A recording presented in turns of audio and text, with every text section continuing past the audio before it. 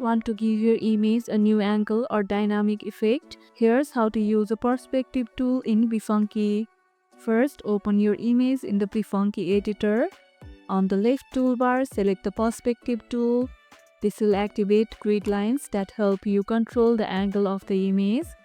You'll see handles at the corners of your image. Drag these handles to change the perspective of your photo, making it appear as though it's viewed from a different angle.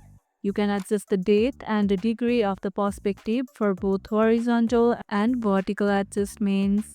Once satisfied with the new angle, click Apply to finalize the changes. This tool is perfect for giving your image a more dramatic look or creating depth in product photography. Do you like using perspective adjustment for creative effects? Drop a comment below and let me know. If this video helped, hit the like button, share it, subscribe and leave a comment. Thanks for watching and I'll see you in the next one.